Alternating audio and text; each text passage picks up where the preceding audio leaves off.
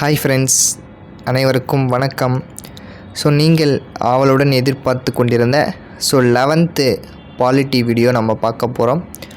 இதில் important lesson என்ன sir அப்படின்னு பார்க்கும்போது ஃபஸ்ட்டில் இருக்கக்கூடிய இந்த 10 லெசன் அப்படிங்கிறது நமக்கு சும்மா ஜஸ்ட்டு இம்பார்ட்டன்ட் பாயிண்ட்ஸை மட்டும் ஒரு 50 பாயிண்ட்ஸ் நோட் பண்ணுற மாதிரி இருக்கும். தென் 11, 12, 13, 14, 15 இந்த 5 lesson very very very important lesson. இதுதான் நமக்கு எக்ஸாம் பாயிண்ட் ஆஃப் வியூவில் நிறைய கொஷின்ஸ் அப்படிங்கிறது கேட்பாங்க.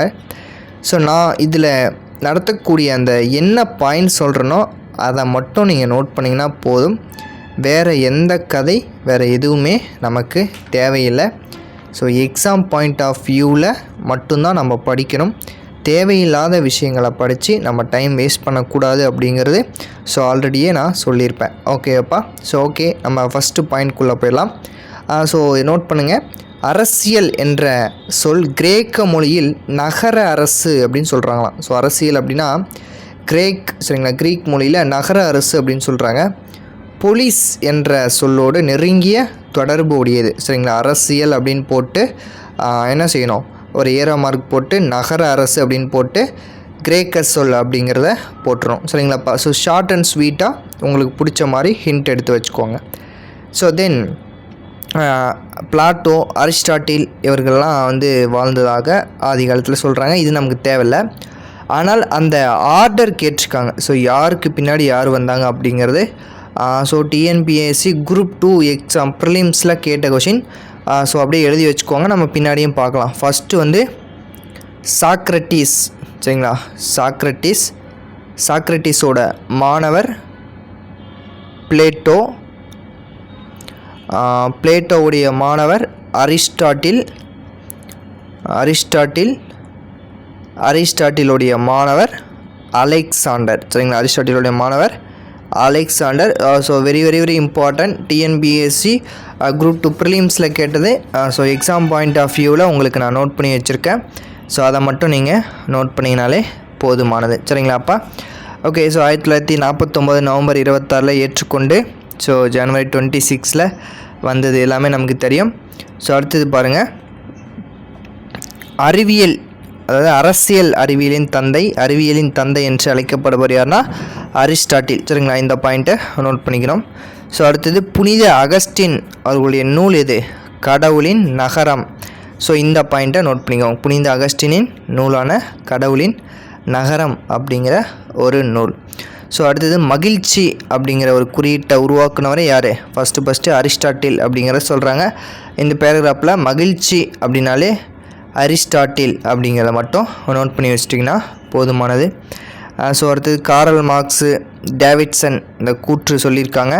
இதை மட்டும் நம்ம பார்த்துக்கலாம். இது பாருங்கள், முக்கியம். லாஸ்வெல் கூற்றுப்படி யார் எப்போது எதனை அடையினாலும் லாஸ் பண்ணக்கூடாது. சரிங்களா, யார் எப்போது எதனை அப்படின்னு வந்தாலே லாஸ்கி, எரால்டு லாஸ்வெல், லாஸ்கி இல்லைப்பா, லாஸ்வெல். சரிங்களா, லாஸ்வெல் வேறு, லாஸ்கி வேறு. ஓகேவாப்பா. ஓகே. காரல் மார்க்ஸ் என்ன சொல்கிறேன்னா, அரசியல் என்பது அரசியல் அதிகாரம் மற்றும் வகுப்பு மோதல்கள் அப்படின்னு சொல்கிறாரு. யார்? காரல் மார்க்ஸ் சொல்கிறாரு. டேவிட் ஈஸ்டன் என்ன சொல்கிறா, விழுமியம். விழு அப்படின்னா சரிங்களா, விழுனா அப்படின்னு ஞாபகம் வச்சுக்கலாம். விழுமியன்னு வந்தால் ஈஸ்ட்மேன். சரிங்களா, ஈஸ்டன் அப்படின்னு ஞாபகம் வச்சுக்கலாம். இவ்வளோதான்ப்பா. இந்த பாயிண்ட்ஸை மட்டும் நோட் பண்ணிங்கன்னா போதுமானது. ஓகே. தென் கௌடல்யரோட அர்த்த சாஸ்திரத்தில் என்னது? மிக பழமையான ஒரு அரசியல் நூல். கௌடல்யர் எழுதிய அர்த்த சாஸ்திரம் கிமு பொது ஆண்டு 300ஆம் ஆண்டு என்னது அந்த நூலானது வெளியிடப்பட்டது அப்படிங்கிறத சொல்கிறாங்க. சரிங்களா. அடுத்தது பொது ஆண்டு 300 வட இந்தியாவை சேர்ந்த சந்திரகுப்த மௌரியர் முதலமைச்சராக இருந்தவர் தான் என்னது கௌடல்யர் அப்படின்னு சொல்கிறாங்க. ஜஸ்ட்டு நோட் பண்ணிட்டா போதுமானது.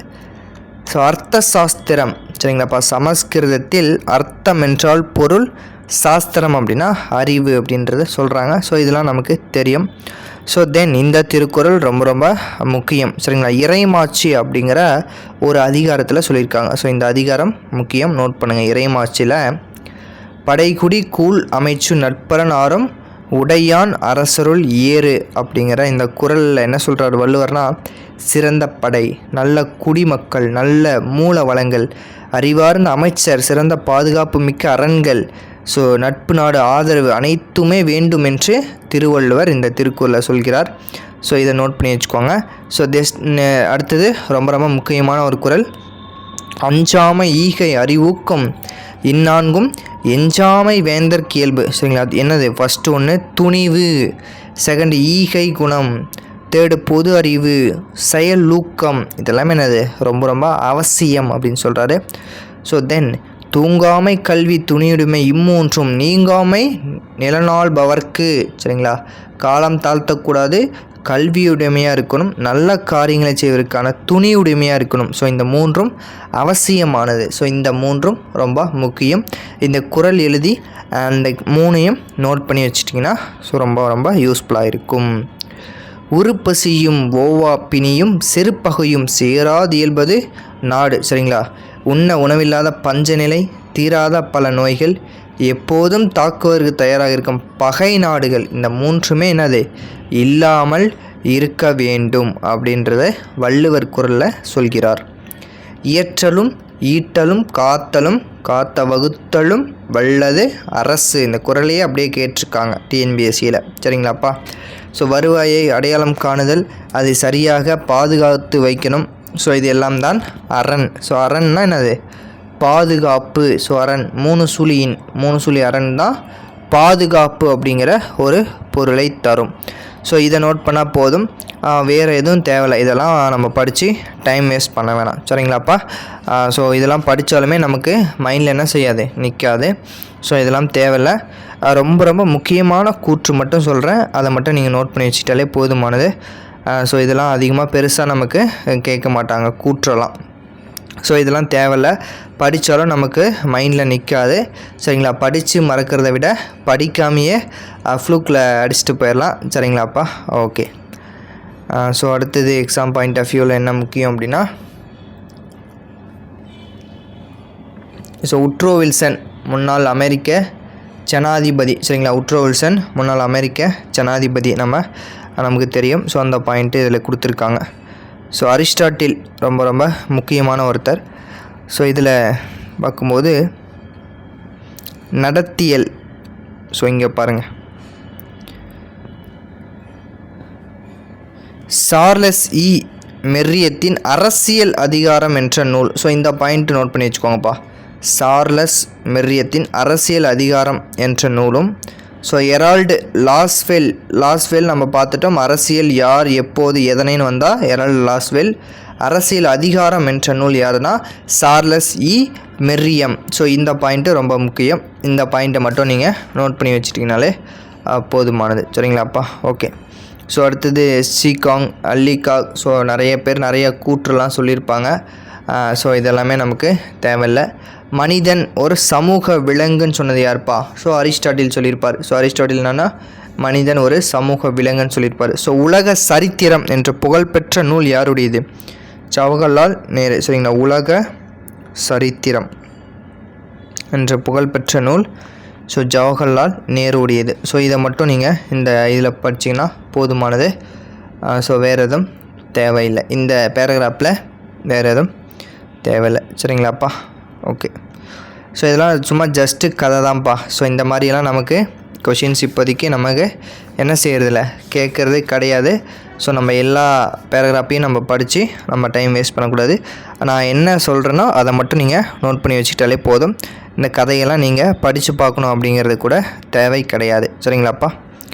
ஓகே. ஸோ இதில் ஒரு 2 கூற்று ரொம்ப ரொம்ப முக்கியமான கூற்று. இதை என்ன செஞ்சுக்கணும், நோட் பண்ணிக்கணும். ஸோ ஃப்ரீமேன், ஃப்ரீயாக விடுங்க. ஃப்ரீமேன் அப்படின்னா ஃப்ரீயாக இருக்கணும் அப்படின்னு ஞாபகம் வச்சுக்கலாம். வரலாறு என்பது கடந்த கால அரசியல் என்பது நிகழ்காலத்தின் வரலாறு என்று சொல்லியார் ஃப்ரீமேன். சரிங்களா, ஃப்ரீயாக விடுங்கப்பா வரலாறுலாம் படிக்க, அதாவது வரலாறுலாம் ஃப்ரீயாக படிங்க அப்படின்ற மாதிரி ஞாபகம் வச்சுக்கலாம். வரலாறு என்பது கடந்த கால அரசியல் என்பது நிகழ்கால வரலாறுன்னு சொல்லுவார் ஃப்ரீமேன். ஸோ டாக்டர் சீலே என்ன சொல்கிறார்? Very very important. சரிங்களா, அரசியல் அறிவியல் இல்லாத வரலாறு பலமில்லாத மரம் என்றும், அதுபோல் வரலாறு இல்லாத அரசியல் அறிவியல் என்பது வேரில்லாத மரம். சரிங்களா, வேரில்லாத மரம் அப்படின்னு சொல்கிறாரு. ரொம்ப ரொம்ப முக்கியம். சரிங்களா, சீலே ரொம்ப ரொம்ப முக்கியமான ஒரு கவிஞர். அரசியல் அறிவியல் இல்லாத வரலாறு பழமில்லாத மரம் என்றும், அதே போல் வரலாறு இல்லாத அரசியல் அறிவியல் என்பது வேறு இல்லாத மரம் என்று குறிப்பிட்டவர் டாக்டர் சீலே. சரிங்களா, இவர் சொல்லிய மிக முக்கியமான இன்னொரு கூற்று என்னென்னா, கட்டுப்பாடு இல்லாமலே சுதந்திரம் அப்படின்னு சொல்லியிருப்பார். கட்டுப்பாடு இல்லாத சுதந்திரம் என்ற கூற்றை கூறியவரும் ஷீலே. ஸோ இது ரெண்டையும் நோட் பண்ணி வச்சுக்கோங்க. இது மட்டும்தான்ப்பா இதில் இம்பார்ட்டன்ட் பாயிண்ட்ஸு. ஸோ வேறு எதுவும் நீங்கள் நோட் பண்ண தேவையில்லை. சரிங்களாப்பா. ஓகே, அடுத்தது கீழே இந்த பாக்ஸில் பாருங்கள் என்ன சொல்கிறாங்கன்னா, நீ யாராக வேண்டுமென்றாலும் இருக்கலாம், எப்படி வேணாலும் இருக்கலாம், நீ மாறா எப்படி வேண்டுமென்றாலும் இருக்கலாம், அரசியல் மீது ஆர்வம் இல்லாமல் கூட இருக்கலாம், ஆனால் அரசியல் உன் மீது ஆர்வம் இருக்கிறது. சரிங்களா, ஆனால் அரசியல் உன் மீது ஆர்வமாக இருக்கிறது. நீ எப்படி வேணாலும் இருங்கப்பா, ஆனால் அரசியல் உங்கள் மேலே ஆர்வமாக இருக்குது அப்படின்னு சொல்கிறாரு. யாருன்னா மார்ஷல் ஃபெர்மன். சரிங்களா, ஃபெர்மன். சரிங்களா, ஃபெர்மன் வந்து சொல்கிறாரு. ஸோ இதை மட்டும் ஜஸ்ட்டு நோட் பண்ணி வச்சுக்கிட்டா போதும். அவ்வளோதான்ப்பா. இதில் நம்ம பார்க்கக்கூடியது புக் பேக். சரிங்களா, எதை படிக்கிறோமோ இல்லையோ புக் பேக்கை தெளிவாக படிச்சுக்கிறோம். ஸோ நகர அரசுன்னு பார்த்தோமா, பொலிட்டிக்ஸ், போலீஸ் என்பது நகர அரசியல். யார் எப்போது எதனை அப்படின்னு வந்துச்சுனாலே என்னது பார்த்தோம், லாஸ்வெல். லாஸ்கி கிடையாது, லாஸ்வெல். சரிங்களா, P for Bombay. So David Eastman. ஈனா நான் சொன்னேன் விழு, ஈனா விழு. ஸோ மிக பழமையான அரசியல் சிந்தனையாளர் யாரை கூக்கலான்னா கௌடில்யரும் திருவள்ளுவரும். ஸோ இது பார்த்தாச்சு. சட்ட அங்கீகாரம் என்ற சொல்னா வலிமை மற்றும் அதிகாரத்தை சொல்கிறது. சரிங்களாப்பா. ஸோ உயர் குடியினவாதத்தின் மைய கருத்து அப்படின்னு சொல்லுவார் யாருன்னா ராபர்ட் மிச்சல். சரிங்களா, மிச்சல். உயர்குடி. ஸோ உயர் அதிகமாக குடித்தாங்கன்னா மிச்சர் சாப்பிடுவாங்க, மிச்சர் வந்து சாப்பிடுவாங்க சைடு. ஸோ சும்மா ஜஸ்ட் ஞாபகம் வச்சுக்கோங்க. ஸோ மிச்சல்ஸ் அப்படின்னு ஞாபகம் வச்சுக்கலாம். அரசியலின் தந்தை யார், அரிஸ்டாட்டில். இயற்கையில் ஒரு சமூக விலங்கு அப்படின்னு சொன்னதும் யார், அரிஸ்டாட்டில் தான். ஸோ நம்ம ஆல்ரெடி சொல்லியாச்சு. ஸோ அது கூர்நோக்கத்துடன் சமயச்சார்பற்ற அப்படின்னு வந்தாலும் என்னது, நிக்கோலா மாக்கியவல்லி. ஸோ இதுதான் டிஃப்ரெண்ட்டாக இருக்குது, இது நம்ம படிக்கல. இதை மட்டும் என்ன செஞ்சுக்கணும், நோட் பண்ணி வச்சுக்கோங்க. சரிங்களா, கூர்நோக்கத்துடன் வந்தால் மாக்கியவல்லி. ஸோ கடந்த கால நிகழ்கால வரலாறுனா ஃப்ரீயாக விடுங்க, ஃப்ரீமேன் சொன்னேன். ஸோ அடுத்தது ஷீலே என்ன சார், வேறு இல்லாத மரம், வேறு இல்லாத பழம் அப்படின்னு சொல்லியிருப்பார். ஷீலேனா என்னது, அந்த வேறு இல்லாதன்னு சொல்லியிருப்பார்ல, அது கட்டுப்பாடு இல்லாத சுதந்திரம் சொல்லியிருப்பார் ஷீலே. ஸோ இவ்வளோ தான்ப்பா இதில் இருக்கக்கூடிய இம்பார்ட்டன்ட் பாயிண்ட்ஸு. இதை மட்டும் நோட் பண்ணி வச்சிட்டிங்கன்னா போதுமானது. ஸோ எக்ஸ்ட்ரா பாயிண்ட் ஏதாவது இருந்துச்சுன்னா நான் எடுத்த பாயிண்ட்ஸு உங்களுக்கு சென்ட் பண்ணிடுறேன். சரிங்களாப்பா. ஸோ தென் நம்ம நெக்ஸ்ட் யூனிட் போயிடலாம். ஸோ ஓகே, செகண்ட் லெசன் பார்க்கும்போது ஸோ ஜஸ்ட் ஒரு 50 மினிட்ஸ் இருந்தால் போதும். ஸோ நம்ம லெசன் என்ன செஞ்சிடலாம், அழகாக கம்ப்ளீட் பண்ணிடலாம். ஸோ யாரும் பயப்பட வேண்டாம். நான் சொல்லக்கூடிய பாயிண்ட்ஸ் லெசனை பார்த்தா பெருசாக தெரியும், சொல்லக்கூடிய பாயிண்ட்ஸை மட்டும் நோட் பண்ணிங்கன்னா போதும். ஸோ இதுலேயும் அதே தான் சொல்கிறாங்க. ஸோ அரிஸ்டாட்டில் பற்றி சொல்கிறாங்க. ஸோ அடுத்தது நிக்கோலா மாக்கியவல்லி. ஸோ இவங்களை பற்றிலாம் நமக்கு தேவையில்லை. நிக்கோலா மாக்கியவல்லி அவரை பற்றி ஒரே ஒரு கூற்று மட்டும் பார்த்தோம். ஸோ அதை மட்டும் நோட் பண்ணி வச்சுக்கோங்க. ஸோ இதில் பாருங்கள், மனிதர்கள் ஒவ்வொருவரும் பிறரிடம் ஓநாய்கள் போன்ற. ஓநாய்ன்னு வந்தால் ஓனாய் எப்படி சாப்பிடும், அப்பு அப்படின்னு சாப்பிட்டு ஞாபகம் வச்சுக்கலாம். ஓனாய்ன்னு வந்தால் ஹப்ஸு, தாமஸ் ஹப்ஸு, அப்புன்னு சாப்பிடும் ஞாபகம் வச்சுக்கலாம். ஸோ முழுமையான முழுமையான சுதந்திரம் இல்லைனா லாக் பண்ணிடுவாங்க. ஸோ முழுமையான சுதந்திரத்தை லாக் பண்ணிடுவாங்க, லாக் அப்படின்னு ஞாபகம் வச்சுக்கலாம். ஸோ அடுத்தது மனிதன் முழுமையான சுதந்திரம் கொண்டவன், ஆனால் ஒழுக்கக்கேடுனா ரூசோ. சரிங்களா, ரூசோ. ஒழுக்கக்கேடுனா ரெண்டே வார்த்தை ரூசோ. ஸோ இது 3 மட்டும் ஞாபகம் வச்சுக்கோங்க. ஸோ ஏதாவது ஒரு க்ளூ வேர்டு வச்சு ஞாபகம் வச்சா தான் கண்டிப்பாக நம்மளுக்கு மெமரியில் ஞாபகம் வச்சுக்க முடியும். சரிங்களா. ஸோ இந்த இதில் பேராகிராஃப் இருக்கலாம், எதுவுமே வேண்டாம், எதுவுமே படிக்காதீங்க, வேண்டாம். ஓகே. ஸோ 2011 புள்ளிவிவரின் படி ஸோ இந்த கொஷின் குரூப் 1 கொஷின். 1872 தான் என்னது, மக்கள் தொகை கணக்கெடுப்பு 72 தான் ஃபஸ்ட்டு ஸ்டார்ட் பண்ணாங்க. ஸோ அதற்கப்புறம் முறையான மக்கள் தொகை கணக்கெடுப்பு. ஸோ அதுக்கப்புறம் 2011 ஸ்டார்ட் பண்ணாங்க. ஸோ 2001 2000. ஸோ நமக்கு தேவை ஃபஸ்ட்டு 15வது புள்ளிவிவர கணக்கெடுப்பு. ஃபஸ்ட்டு எப்போனா 1872. இது வந்து ஆப்ஷன்லே இல்லை. 1871 2 தான். ஸோ எக்ஸாக்டானது. ஆனால் அதில் ஆப்ஷனில் 71 தான் கொடுத்துருந்தாங்க. 72 இல்லைனா 71 சூஸ் பண்ணிடுங்க. சரிங்களா. ஸோ ஓகேப்பா. எத்தனை செலவு, ஒட்டுமொத்த எத்தனை தொகை, ஸோ இதெல்லாமே நமக்கு தேவையில்லை. ஓகேவா.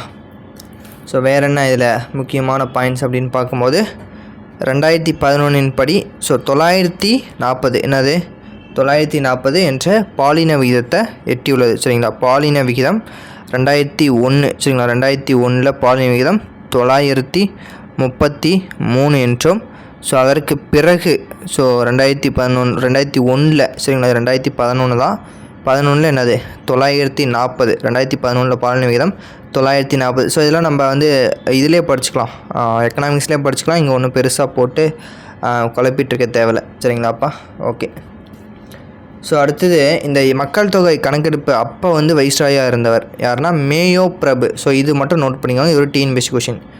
மேயோ பிரபு சரிங்களா, மேயோ பிரபு ரொம்ப ரொம்ப முக்கியம். அப்போ மக்கள் தொகை கணக்கெடுப்படி வைஸ்ராகியாக இருந்தவர் மேயோ பிரபு. சரிங்களா, ஸோ அடுத்தது 2011 படி மக்கள் தொகை எவ்வளோ 121 கோடி. சரிங்களா, 120 கோடியை தாண்டிருச்சு. ஸோ இந்த 121.02 இதையே அப்படியே டிஎன்பிஎஸ்சியில் கேட்டிருக்காங்க.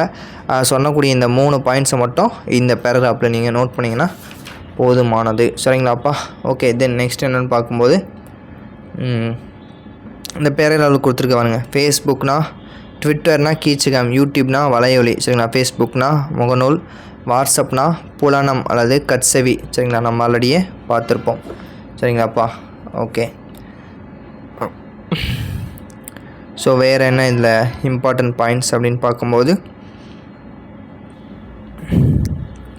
ஸோ அப்பாதுரை அவர்கள் வந்து அரசின் விருப்பங்களை உருவாக்கி வெளிப்படுத்தி நிறைவேற்றும் முகமையாக அரசாங்கம் விளங்குகிறது அப்படின்னு சொல்லியிருக்காரு. ஸோ இதெல்லாம் வந்து கூற்று தான். சரிங்களா, ஸோ கூற்று தான், இது தேவையில்லை.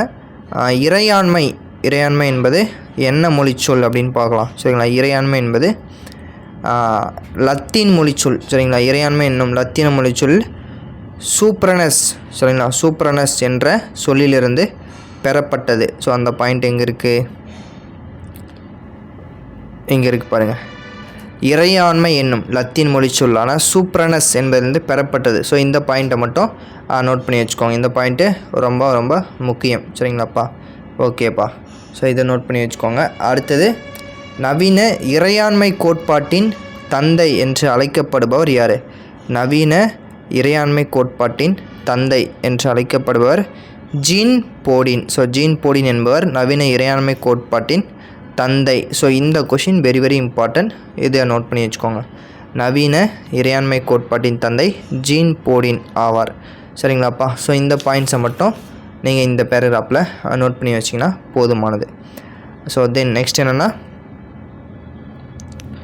வெஸ்ட்பாலியா உடன்படிக்கை. சரிங்களாப்பா, வெஸ்ட்பாலியா உடன்படிக்கை அப்படிங்கிற ஒரு உடன்படிக்கை ஸோ எப்போ கொண்டு வந்தாங்கன்னா 1648. ஸோ 1648. ஸோ எல்லாமே அப்படியே பாயிண்ட்ஸாக நோட் பண்ணி வச்சுக்கோங்க. ஸோ இப்படி ஏரோ மார்க் போட்டு ஃபஸ்ட் யூனிட்டில் எத்தனை பாயிண்ட்ஸு, செகண்ட் யூனிட்டில் எத்தனை பாயிண்ட்ஸு, இப்படி ஏரோ மார்க் போட்டு பாயிண்ட்ஸாக நோட் பண்ணி வச்சுக்கோங்க. 1648. சரிங்களா, வெஸ்ட்பாலியா உடன்படிக்கை 1648. இதை மட்டும் நீங்கள் நோட் பண்ணி வச்சிட்டிங்கன்னா போதுமானது. ஸோ நெக்ஸ்ட்டு இந்த பேராகிராஃபில் ஒன்று கொடுத்துருப்பாங்க, இந்த பாக்ஸில் அதை மட்டும் நம்ம பார்த்துக்கலாம். ஸோ பாருங்கள், PCPNDT. சரிங்களா, ஸோ இதுக்கான விரிவாக்கம் பாருங்கள். கருவில் இருக்கும் குழந்தைகளோட பாலினத்தை என்னது கண்டறிவதற்கான தடை சட்டம், அதான் வந்து PCPNDT. இதோட எக்ஸ்ப்ளனேஷன் ரொம்ப முக்கியம். Preconception and prenatal diagnostic techniques. சரிங்களா, அதான் வந்து கருவில் இருக்கும் இந்த குழந்தை ஆணா பெண்ணா அப்படிங்கிறத ஸோ தெரிவிக்கக்கூடாது அப்படிங்கிற ஒரு சட்டம். ஸோ இந்த சட்டத்தை எப்போ கொண்டு வந்தாங்கன்னா 1994. ஸோ இந்த பேராகிராஃப் பக்கமே எழுதி வச்சுக்கோங்க. நீங்கள் நோட்ஸ் எடுக்கும்போது கருவில் இருக்கும் குழந்தை தடை சட்டம்னு போட்டு இங்கிலீஷில் எழுதிட்டு 1994 அந்த இயரை நீ இயரை நோட் பண்ணி வச்சுக்கோங்க. சரியாப்பா, ஸோ அவ்வளோதான்ப்பா. பார்த்தா அப்படியே 50 பேஜ் 20 பேஜ் இருக்குது, ஒன்றுமே கிடையாது. ஒரே ஒரு 10 பாயிண்ட்ஸ் இருக்குன்னு நினைக்கிறேன். ஒரு லெசனில் எத்தனை பாயிண்ட்ஸு, ஒரு லெசனில் 10 பாயிண்ட்ஸ். ஸோ பாருங்கள், படிக்க வேண்டியது நமக்கு ஒரு 10 பாயிண்ட்ஸ் தான் இருக்கும். ஒவ்வொரு லெசனுக்கும் பார்த்திங்கன்னா மிஞ்சி போனால் 20 பாயிண்ட்ஸ் தான் இருக்கும். அப்புறம் புக் பேக் கொஷின் ஒரு 10 கொஷின். ஸோ இதை மட்டும் நீங்கள் படித்தா போதும். 11th இல்லை 12th அதிகமாக இருக்கும், பெருசாக இருக்கும், அதெல்லாம் தேவையில்லை. Only for exam point of view. So நான் அடிக்கடி சொல்கிற விஷயம் இதுதான், என்ன தேவையோ அதை மட்டும் படிங்க. தேவையில்லாத விஷயங்கள்லாம் போட்டு மைண்டில் கன்ஃபியூஷன் பண்ணிக்காதீங்க. ஓகே. ஸோ அரசு என்ற சொல்லை ஃபஸ்ட்டு குறிப்பிட்டவர் நிக்கோலா மாக்கியவெல்லி. ஸோ இதை வந்து நோட் பண்ணி வச்சுக்கோங்க. லெவியா அப்படின்னா ஆப்ஸ் சரிங்களா. லெவியா தானே ஆப்ஸ். ஓனாய் அப்படின்னாலும் லெவியா அப்படின்னா ஆப்ஸ். லெவியா என்ற நூல் எழுதியவர் ஆப்ஸு. நம்ம இதெல்லாம் அந்த இதில் நோட் பண்ணல, ஆனால் புக் பேக்கில் இருக்குது, நோட் பண்ணி வச்சுக்கோங்க. லெவியானா ஆப்ஸு, ஓனாயின்னு வந்தாலும் ஆப்ஸ்ன்னு சொல்லியிருந்தேன் சரிங்களா. குடிமக்களின் தகுதியை நிர்ணயிக்குது இது நிலப்பரப்பு. இது ஒரு டிஎன்பிஎஸ்சி கொஷின். தகுதி நிர்ணயிப்பது நிலப்பரப்பு. ஸோ அரசின் அதிகாரத்துவத்தை கட்டுப்படுத்தும் அதிகாரமாக கருதப்படுவது இது அரசியல் அமைப்பு சரிங்களா, அரசமைப்பு. ஸோ இறையாண்மை அல்லது இறையாண்மை அப்படின்னு வந்தாலே யார், எலியட் சரிங்களா. இறையாண்மைன்னு வந்தாலே எலியட் நியமிச்சுக்கலாம். ஸோ இதுவும் ஜஸ்ட்டு நோட் பண்ணி வச்சுக்கோங்க, எலியட். நவீன இறையாண்மை கோட்பாடின் தந்தை சொன்ன ஜீன் போடின் சரிங்களா. அரசு பணியை சார்ந்தது அல்ல அப்படின்னா மதக்கடமை. மதக்கடமை என்பது அரசு பணியை சார்ந்தது அல்ல. ஸோ அடுத்து என்னது, தலை சிறந்த திட்டம் பிற மாநிலங்கள் இது மதிய உணவு திட்டம். ஸோ 1956 காமராஜர், 1982 ஸோ எம்ஜிஆர் கொண்டு வந்தார். ஸோ மக்கள் நல அரசு சோசியல் வெல்ஃபேர் ஸ்டேட் எதுப்பா, பார்ட் 4 சரிங்களா. பார்ட் 4 அரசின் நெறிமுறை கோட்பாடுகள், அதான் சோசியல் வெல்ஃபேர் ஸ்டேட் அப்படின்னு சொல்கிறாங்க சரியாப்பா. ஸோ தென் அடுத்தது தேர்ட் லெசனில் இருக்கக்கூடிய இம்பார்ட்டன்ஸ் என்னென்னு பார்த்துருவோம். ஸோ இதான் ஜஸ்ட்டு ஒரு 10 நிமிஷம் டைம் ஸ்பெண்ட் பண்ணிங்கன்னா போதுமானது சரிங்களாப்பா. ஓகே. ஸோ ஓகேப்பா. இப்போ அரசியல் அறிவுரையின் அடிப்படை கருத்தாக்கங்கள் அப்படின்னு பார்க்கும்போது, ஸோ நமக்கு தெரியும் இறையாண்மைனா சூப்பரனஸ் என்ற லத்தீன் மொழிச்சொல்லிலிருந்து மிக உயர்ந்த மேலான அப்படின்னு பொருள்னு பார்த்தோம். ஸோ அடுத்து இறையாண்மை கோட்பாட்டின் தந்தையான ஜீன் போடின்னு பார்த்தோம். ஸோ இறையாண்மை என்ற சொல்ல குடியரசு அப்படிங்கிற நூலில் வெளியிடப்பட்ட ஆண்டு, இது ஒரு டிஎன்பிஎஸ்சி கொஷின், 1576 சரிங்களா. இதை மட்டும் நோட் பண்ணி வச்சுக்கோங்க, 1576. போடின் குடியரசு என்ற நூலில் முதன்முதலாக பயன்படுத்தப்பட்டது குடியரசு சரிங்களாப்பா, இறையாண்மை என்ற சொல். ஸோ இதை மட்டும் நோட் பண்ணிக்கோங்க, இதுவே போதும் சரிங்களா. ஸோ ஃபஸ்ட்டு பேஜில் எவ்வளோதான்ப்பா, வேறு எதுவும் இல்லை. ஸோ அடுத்தது பாருங்கள், செகண்ட் பேஜில் வேறு எதுவும் நீங்கள் நோட் பண்ண தேவையில்ல.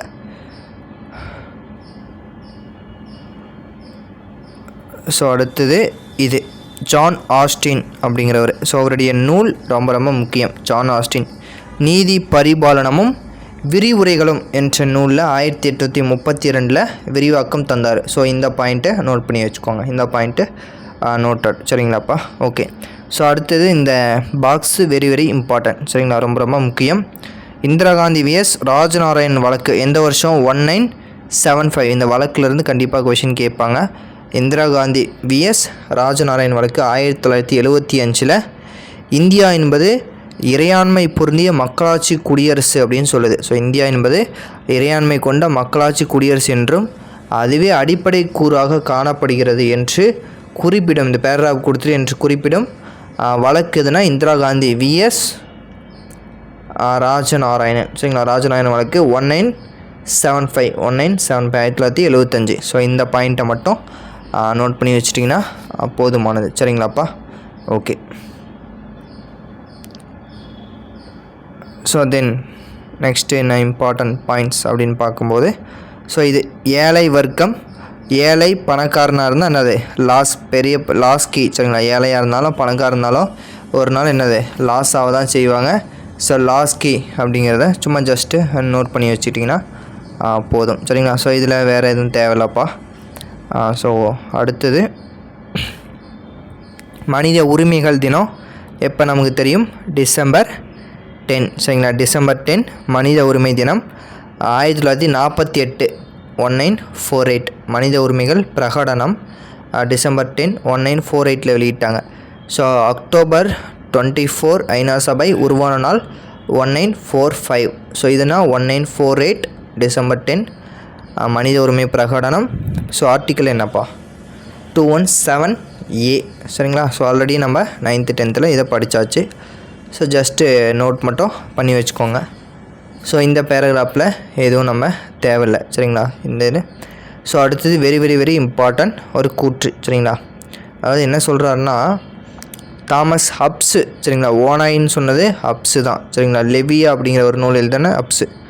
பசியோடு வாழும் ஒரு மனிதனுக்கு சுதந்திரம் என்ன நன்மையை அளிக்க முடியும், அவனால் அந்த சுதந்திரத்தை சாப்பிடவோ குடிக்கவோ முடியாது. ஸோ எவ்வளோ அற்புதமான வரிகள் பாருங்கள். ஸோ ரொம்ப ரொம்ப எனக்கு பிடிச்ச வரிகள். தாமஸ் ஹப்ஸு சரிங்களா. அப்புன்னு என்னது, சாப்பிடவும் முடியாது குடிக்கவும் முடியாது அப்படின்னு சொல்கிறார். யார், தாமஸ் ஹாப்ஸ் என்பவர். சரிங்களாப்பா. ஸோ இதை நோட் பண்ணி வச்சுக்கோங்க. ஸோ அடுத்தது லாஸ்கி, பணக்கார வர்க்கம் ஏழை வர்க்கம்னாலே லாஸ்கி அப்படின்றது பார்த்துட்டோம். ஸோ அடுத்தது இம்பார்ட்டன்ட் பாயிண்ட்ஸ் என்ன அப்படின்னு பார்க்கும்போது 45 பேஜ். ஸோ இதெல்லாம் நம்ம ஆல்ரெடியே நம்ம பார்த்துருப்போம். சரிங்களாப்பா.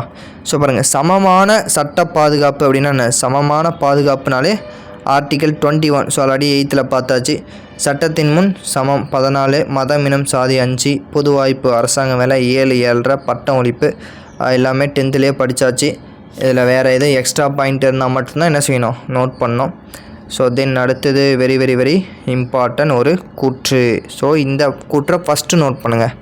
மகாத்மா காந்தி, சுதந்திரம் என்பதன் பொருள் தடைகள் இல்லாத நிலை என்பதல்ல, மாறாக சுதந்திரத்தை மேம்படுத்துவதில்தான் உள்ளது என்று கூறியவர் Mahatma Gandhi. So very very important கூற்று. ஸோ நோட் பண்ணி வச்சுக்கோங்கப்பா. சுதந்திரம் என்பது தடைகள் அப்படின்னு வந்தாலே யார்? மகாத்மா காந்தி தான். சரிங்களா, இதை நோட் பண்ணி வச்சுக்கோங்க. ஸோ வாய்ப்பு அப்படின்னாலும் என்ன சொன்னேன்? லாஸ்கி அப்படின்னு சொன்னேன். ஸோ அவ்வளோதான்ப்பா. இது ரெண்டு மட்டும் நீங்கள் நோட் பண்ணி வச்சிட்டிங்கனாலே போதுமானது. சரிங்களாப்பா. ஓகே.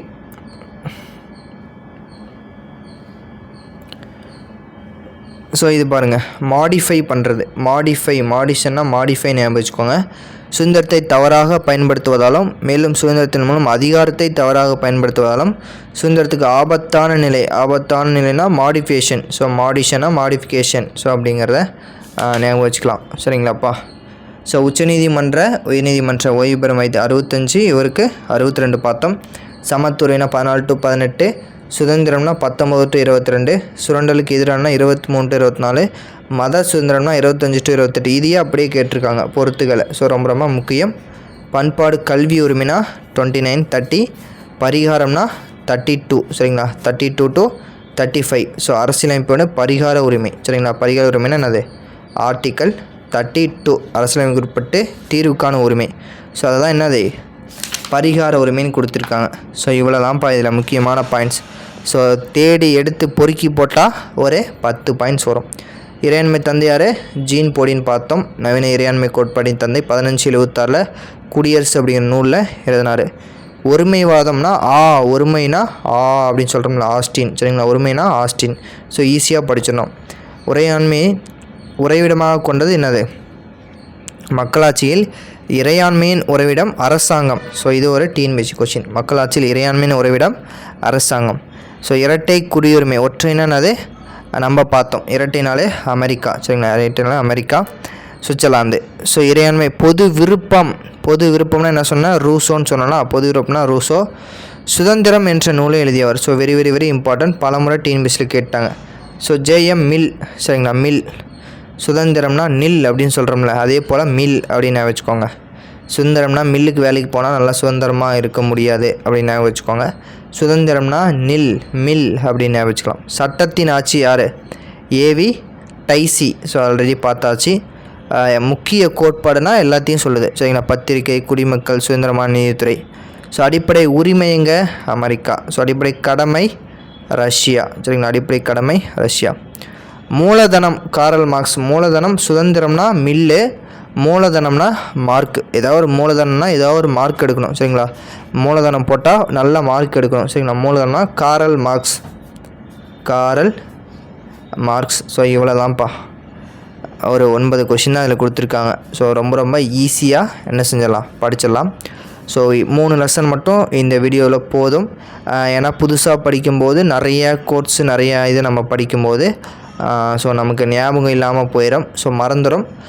ஸோ 3 லெசன், அடுத்த 3 லெசன், அடுத்த ஒரு 3 லெசன் முடிச்சுட்டு அடுத்த 5 லெசன் நம்ம சேர்த்து பார்த்தலாம். ஸோ ஒரு 3 to 4 வீடியோஸ் இருக்கும்.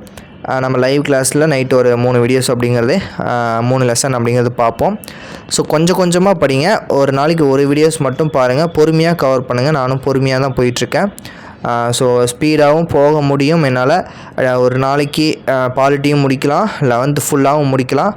பட் அதனால் எந்த யூஸும் இல்லை. ஏன்னா நான் அகாடமிக்கு என்றைக்கும் நடத்த மாட்டேன்னு ஸ்டூடெண்ட்ஸ் தெரியும். ஸோ நான் நடத்தக்கூடிய வீடியோஸ் உங்களுடைய மைண்டில் இருக்கணும் அப்படிங்கிறதுக்காக தான். ஸோ நான் பொறுமையாக போகிறேன். அதை கருத்தில் கொண்டு கொஞ்சம் பொறுமையாக வாங்க. ஆனால் பாதியில் மட்டும் நின்றாதீங்க. சரியாப்பா? ஸோ நெக்ஸ்ட் நம்ம வீடியோ போல் சந்திக்கலாம். நன்றி, வணக்கம். Thank you so much. நான் என்ன பாயிண்ட்ஸ் சொன்னேன்னா அதை மட்டும் நோட் பண்ணிங்கன்னா போதும். வேறு எந்த கதையும் படித்து உங்களுடைய டைமை வேஸ்ட் பண்ண தேவையில்லப்பா. Thank you so much.